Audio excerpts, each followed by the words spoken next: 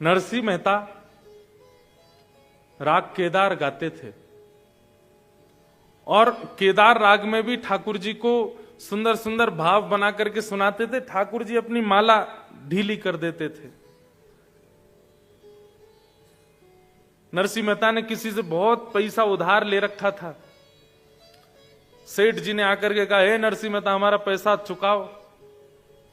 नरसिंह मेहता बोले कुछ दिन की और मोहलत दे दी। बोले नहीं अब नहीं देंगे। अब तुम एक काम करो। बोले क्या? तुम शाम को मंदिर में गाने के लिए जाते हो, हजारों वैष्णव तुमको देखने के लिए आते हैं, हजारों वैष्णव तुमको देखने के लिए आते हैं, क्योंकि तुम्हारे द्वारा गाए गए राग केदार से ठाकुर जी की माला उतर जाती है। अपने राग केदार को गिरवी रख दो हमारे यहां, जब तक पैसा नहीं लौटाओगे राग केदार नहीं गाओगे। और वैष्णव वही देखने आते थे कि ये राग केदार गावे और ठाकुर जी की माला धीमे धीमे खिसके नीचे। नरसिंह मेहता बोले जो आज्ञा। राग केदार गिरवी रख दिया। अब जब तक पैसा नहीं चुकाऊंगा राग केदार नहीं गाऊंगा। लेकिन आज ही नरसिंह मेहता के विद्रोहियों ने एक परीक्षा रखी थी मंदिर में। आज माला हम लोगों ने मोटे सूत की अपने हाथ से बनाई है। अगर आज उसके राग केदार गाने से माला गिर गई तो हम मान जाएंगे कि उसके राग में ही ताकत है। ऐसा भी तो हो सकता है पतले सूत की माला पहना देते होंगे ठाकुर जी को, लेकिन आज माला हमने बनाई है। आज ये राग केदार से गिरा के दिखाए। और आज ही नरसिंह मेहता राग केदार गिरवी रख के आए थे। जैसे ही नरसिंह मेहता पहुंचे, सभा पूरी भरी हुई थी। नरसिंह मेहता पहुंचे तो लोगों ने कहा, हाँ भाई नरसिंह मेहता आज तुम्हारी परीक्षा है, तुम्हारे राग केदार से ठाकुर जी की माला धीमे धीमे उतर जाती है, आज गा के दिखाओ। आज माला हमने बनाई है। नरसिंह मेहता बोले वारे कन्हैया बड़े अद्भुत हो। परीक्षा भी उस दिन लई जिस दिन राग केदारी गिरवी रख दिया मैंने। नरसिंह मेहता कभी कोई राग गावे, कभी कोई राग गावे, केदार ही नहीं गावे।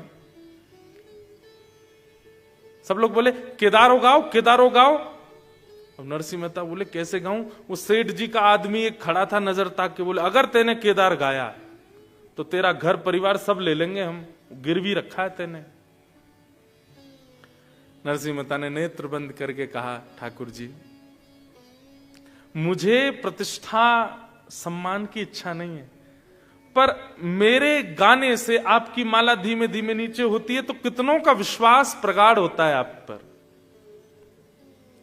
आज मेरी परीक्षा है और यदि आज मैंने केदारों नहीं गाया और आज आपकी माला यदि नीचे नहीं हुई तो कितनों का विश्वास अविश्वास में परिवर्तित हो जाएगा। मेरी प्रतिष्ठा के लिए नहीं, भक्तों के विश्वास के लिए कुछ कीजिए।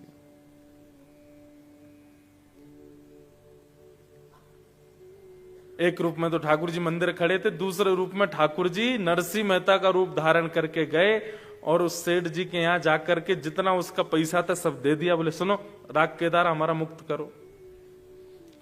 राग केदारा मुक्त करवा करके और किसी वैष्णव को दे करके और कहा कि अभी मंदिर में नरसिंह मेहता बैठे हैं और वो राग केदार गाने के लिए तत्पर, उनको जाके दे दो।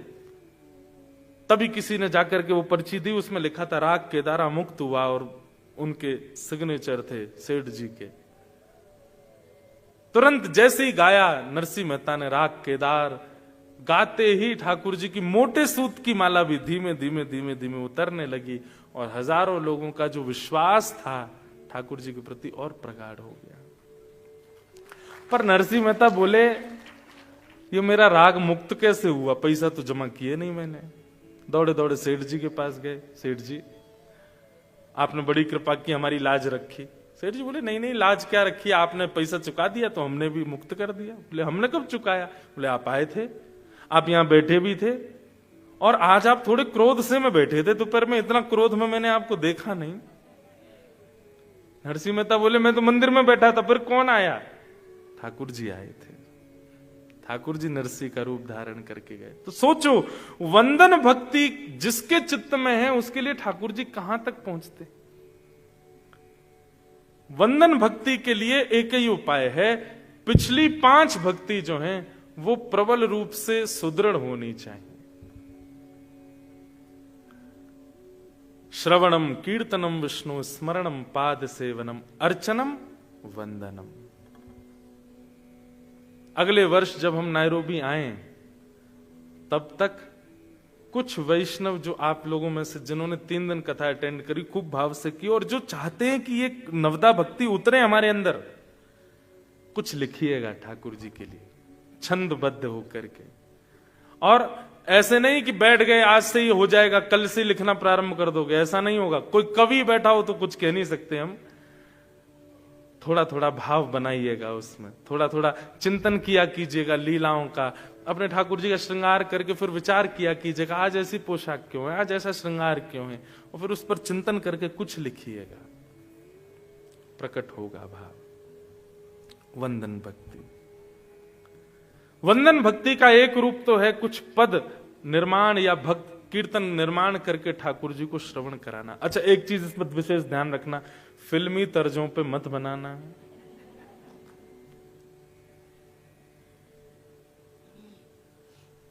मुझे बहुत सावधानी से बोलनी पड़ती हैं बातें।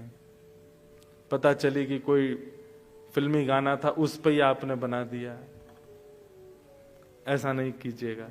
वो फिर उसकी सुंदरता का ध्यान रखिएगा कि कल को अगर आप हमें दो तो हम भी मंच से गा सकें उसको, उसकी भावना ऐसी होनी चाहिए।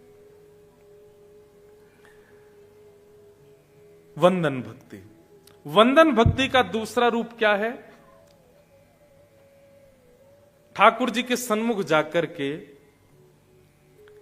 सदा उनका प्रेम चित्त में बढ़ता रहे ऐसी प्रार्थना करना।